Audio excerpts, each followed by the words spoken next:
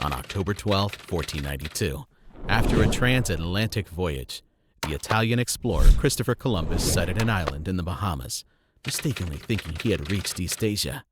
Upon landing, he depicted the gathered natives who had assembled to witness their arrival as being unclothed. Here is how he vividly portrayed them. They go as naked as when their mothers bore them, and so do their women, although I do not see more than one girl.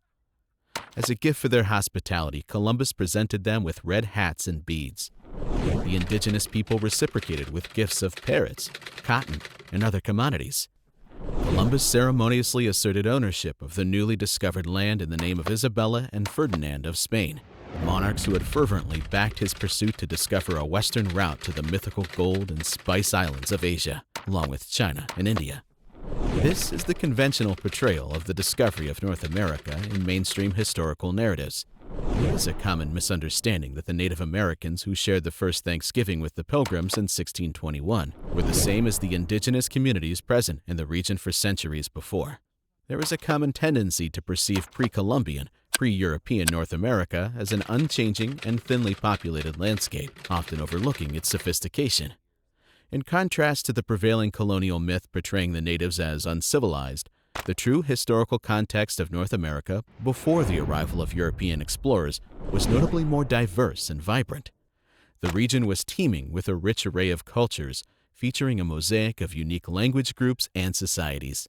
These various communities collectively played a crucial role in building remarkable structures and forming formidable empires that contribute to the region's rich tapestry of history. During the peak of the Roman Empire from 100 AD to 476 AD, vibrant civilizations already thrived in North America. Their extensive trade network covered the eastern half of the United States, rivaling the magnitude of the Roman Empire. It is quite surprising that, despite being one of the most influential countries globally, the United States did not make a concerted effort to widely publicize the existence of advanced cities with sophisticated architectures in its ancient landscapes. It is a relatively obscure fact that North America was home to some of the world's most highly developed and well-organized civilizations, boasting intricate structures and ancient archaeology. In fact, certain cities in the region housed populations that exceeded those of contemporary London or Rome. If indeed sophisticated cultures thrived in North America, it prompts us to pose some compelling questions. Why is our awareness of these cultures so limited? Why haven't they received more recognition? If there was a deliberate effort to suppress understanding of these ancient civilizations, who orchestrated this suppression, and what were their motives? Could it be that this information is intentionally being withheld to perpetuate a superiority complex within the narrative of European Americans, unjustly downplaying the achievements of indigenous people? To begin our narrative, let's journey back to the time when the Americas were first inhabited. Researchers widely agree that humans populated the Americas at least 15,000 years before the 21st century. Drawing from archaeological evidence, it is broadly acknowledged that the ancestors of modern Native Americans originated in Asia, although the precise contemporary Asian groups with which they are linked remain uncertain or subject to debate. An ongoing discussion surrounds the precise migration route taken by the first Americans to reach the continent. A prevalent hypothesis among archaeologists suggests that the path of these early inhabitants might be submerged today due to the melting of the extensive ice glaciers, resulting in a significant rise in global sea levels. Nevertheless, alternative theories suggest that certain early Americans may have arrived on the continent through sea routes, undertaking drift voyages across the North and South Pacific, or along the prehistoric ice sheet of the North Atlantic during the concluding stages of the Ice Age. Archaeological evidence indicates that skilled builders flourished in North America thousands of years ago, specifically the Poverty Point culture, which inhabited modern-day Louisiana around 3000 BC. It is a relatively lesser-known fact that while Stonehenge was being constructed and Queen Nefertiti ruled Egypt, this civilization in America was busy creating massive earthen monuments in this region. Working collaboratively, men and women meticulously shaped almost 2 million cubic yards of soil, forming breathtaking landscapes. They demonstrated their sophisticated engineering prowess by constructing a 72-foot-tall mound, extensive concentric half-circles, and related earthworks. These structures outclassed every other earthen monument site for a span of 2,200 years. According to calculations, it took the efforts of more than 1,000 adults and spanned a period of up to 6 months to complete the structure. This accomplishment was attained without the aid of modern tools, domesticated animals, or even rudimentary wheeled carts. Poverty Point is thought to have housed hundreds, if not thousands of residents. At its zenith, it served as the ceremonial, cultural, and economic epicenter for native tribes from across the region. However, mysteriously, the site was abruptly abandoned around 1100 BC, leaving researchers still uncertain about the specific cause behind its desertion. Following this civilization, another remarkable culture emerged, known as the Hopewell culture, thriving between 1 AD and 500 AD. Renowned for creating expansive earthworks and numerous mounds, this culture also produced intricate works of art, often leaving contemporary archaeologists intrigued. The mounds built by this culture exhibit an impressive level of sophistication. A remarkable level of coordination was needed to construct these expansive earthworks, spanning across a vast region and employing consistent geometric principles and formulas. Their ability to intricately shape mounds into flawless octagons and circles showcases a precision that rivals, if not surpasses, renowned global wonders such as the Great Pyramids, the Great Wall of China, and the Roman Colosseum.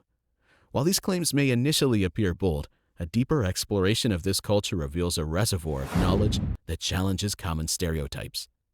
The earthworks constructed by this ancient culture reveal a depth of knowledge that goes beyond primitive categorization. The embedded wisdom and structural intricacies showcase remarkable achievements.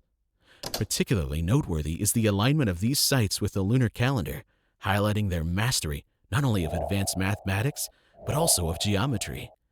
Moreover, their recognition of the lunar calendar attests to a profound understanding of astronomy, emphasizing the intellectual richness inherent in these ancient cultures. However, their accomplishments extend beyond this point. Examining the geometric intricacies of the octagon mound reveals a shocking revelation. When divided into 4 equal sections, it unveils cubes, each side measuring 606 feet, a striking parallel with the Egyptian measurement system. The angle of the Great Pyramid of Egypt, set at 51.8 degrees, aligns remarkably with the angle measured from the baseline of the mound. Both structures share a slope angle of 51.8 degrees, demonstrating a noteworthy consistency in mathematical expertise. This brings us to a fascinating possibility. Is it conceivable that, despite their geographical separation, these ancient cultures shared a profound understanding of mathematics and celestial phenomena? Drawing from archaeological discoveries, a compelling case can be made for the possibility that the Hopewell culture shared the knowledge and mathematical principles and calculations with the ancient Egyptians. The wealth of knowledge embedded in agriculture, urban design, engineering, art construction, and astronomy predates the European-American legacy. This civilization also demonstrated an extraordinary degree of social stability and societal commitment by constructing these massive structures, a feat that would have required more than 4 centuries to complete. Although it hasn't been clearly established yet the precise purpose behind the creation of the immense structures. Despite the notable achievements of the Hopewell culture, there is no evidence of political unity among its people. Instead, it comprised numerous autonomous small groups. The villages, situated a few miles apart, seldom housed more than 100 residents. The houses were uncomplicated rectangular structures constructed from water and daub, featuring grass roofs and accommodating 1 to 2 families. Researchers suggest that these modest, tranquil villages united to construct the earthworks, likely as venues for celestial time ceremonies. The act of building the earthworks itself served as a ceremonial event. Every decade or two, synchronized with lunar events, they congregated as a unified community to create something remarkable and enduring. Analyzing the artifacts unearthed near the Hopewell structures and burial sites in Ohio strongly indicates that members of the Hopewell culture possessed the ability to procure materials from distant corners of North America.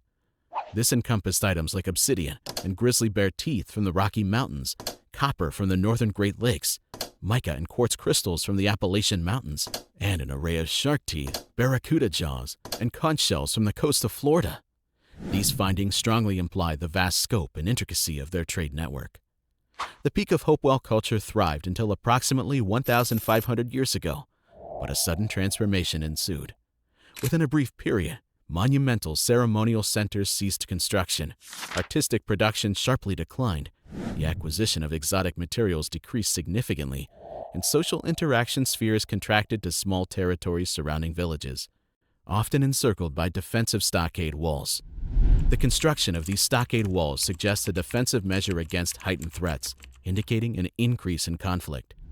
Warmer climate conditions might have caused animals that people hunt to move towards the north or west in search of better grazing areas. The use of the bow and arrow could have resulted in hunting too many animals and making wars more dangerous. As a result, fewer people using trade routes might have led to a decline in the passing down of traditions. These factors may have contributed to the abrupt decline of the Hopewell culture in 500 AD. Even now, the origin of this advanced civilization remains a highly debated subject. However, a particularly popular theory has emerged as a potential explanation for the lineage of the mound builders, the 10 lost tribes of Israel. This position gained significant support with a particular discovery in the Hopewell burial mound near Newark, Ohio. The excavation of block-style Hebrew writing, initially dismissed as a fabrication by mainstream archaeologists. Adding to the intrigue is the Bat Creek Stone, unearthed during an official Smithsonian excavation of Hopewell mounds in Tennessee. Initially, the director of the mound excavations concluded that the inscription displayed letters from the Cherokee alphabet. However, this interpretation was later challenged by a scholar who re-examined the tablet in the 1970s and suggested that the inscription represented Paleo-Hebrew from the 1st or 2nd century. Nevertheless, certain researchers raised doubts about the authenticity of these artifacts. However, supporters of the theory argue that objects like these have been rejected as fake or forged. This dismissal, they claim, is frequently done by individuals and groups with a vested interest in maintaining the existing state of affairs, resisting evidence that suggests advanced civilizations or capabilities of ancient Native American people.